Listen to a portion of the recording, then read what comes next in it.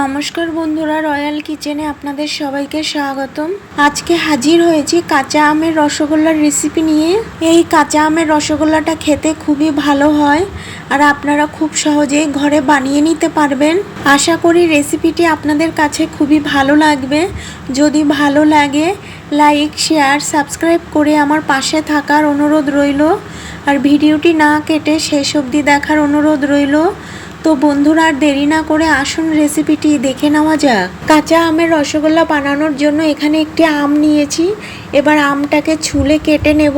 আমটাকে ছুলে ছোট ছোট টুকরো করে নিয়েছি। এবার এই মিক্সির মধ্যে দিয়ে অল্প জল দিয়ে একটা মিহি পেস্ট বানিয়ে নেব। আমের টুকরোগুলোকে একটা মিহি পেস্ট বানিয়ে নিয়েছি। এবার এই পেস্টটা ছাঁকনি দিয়ে ছেঁকে নেব। আমের পেস্টটা ছেঁকে নিয়েছি। এবার ছানা কাটিয়ে নেব। এখানে half litre full cream liquid দুধ নিয়েছি। এবার দুধটাকে জাল করে একটু ফুটিয়ে নেব। ছানাটা আমের পেস্ট দিয়ে কাটিয়ে নেব। দুধটা ফুটে উঠেছে। এবার এর মধ্যে 2 চামচ আমের পেস্ট দিয়ে দেব। আমের পেস্টটা দিয়ে দুধটা একটু নাড়িয়ে নিয়ে আবারও 2 চামচ আমের পেস্ট দিয়ে দেব। আমের পেস্ট দিয়ে আবারও নাড়িয়ে নেওয়াতে দুধটা ছানা কাটতে শুরু করে দিয়েছে। 4 চামচ আমের পেস্ট দিয়ে ছানাটা কাটিয়ে নিয়েছি। এবার ছানাটা ছেঁকে নেব। এখানে একটা স্ট্যান্ডের মধ্যে ছানাটা ঢেলে দেব আর এইভাবে স্ট্যান্ডের মধ্যে রেখে দেব আধা ঘন্টা মতো। এতে করে ছানার জলটা ভালোভাবে ঝরে যাবে। এবার শিরাটা বানিয়ে নেব। তার জন্য এই পাত্রের মধ্যে দিয়ে দেব 200 গ্রাম মতো চিনি। এবার এই চিনির কাপ মেপে দেব 2.5 কাপ জল। এবার গ্যাস বাড়িয়ে দিয়ে অনবরত নেড়ে চিনি গলিয়ে নিয়েছি। আর যে আমের পেস্টটা আছে শিরার মধ্যে দিয়ে দেব। শিরার মধ্যে আমের পেস্টটা দিয়ে একটু নাড়িয়ে নিয়ে শিরাটা 4-5 মিনিট মতো জাল করে নেব। আর শিরা জাল হতে হতে ছানা মেখে মিষ্টির শেপ দিয়ে নেব। ছানা থেকে জলটা খুব ভালোভাবে ঝরে গেছে। এবার ছানাটা 4-5 মিনিট মতো মেখে নেব। যেহেতু কাঁচা আম দিয়ে স্পঞ্জি রসগোল্লা বানাবো, তাই ছানার মধ্যে কিছুই ব্যবহার করব না।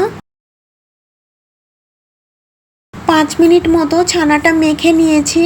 এবারে ছানার ডো থেকে লেচি কেটে মিষ্টির শেপ দিয়ে নেব। আর এদিকে শিরাটাও 5 মিনিট মতো জাল করে নিয়েছি। এবারে শিরার মধ্যে দিয়ে দেব 3 ফোঁটা গ্রিন ফুড কালার দিয়ে শিরাটা একটু নাড়িয়ে নিয়ে বানিয়ে রাখা ছানার বলগুলো শিরার মধ্যে দিয়ে দেব। শিরার মধ্যে ছানার বলগুলো দিয়ে মিডিয়াম গ্যাসে 30 মিনিট মতো মিষ্টিগুলোকে সেদ্ধ করে নেব। মিষ্টিগুলোকে 30 মিনিট সিদ্ধ করে নিয়ে গ্যাস অফ করে দিয়েছি। এবার গরম গরম পরিবেশন করে নেব। আপনারা চাইলে মিষ্টিগুলোকে ঠান্ডা করেও পরিবেশন করতে পারেন। এই কাঁচা আমের রসগোল্লাটা খুব সহজে বাড়িতে বানিয়ে নিতে পারবেন। খেতে খুবই ভালো হয়। এইভাবে বাড়িতে বানালে কমেন্ট বক্সে জানাতে একেবারেই ভুলবেন না। আর পাশে থাকা বেল আইকনটি ক্লিক করে রাখবেন।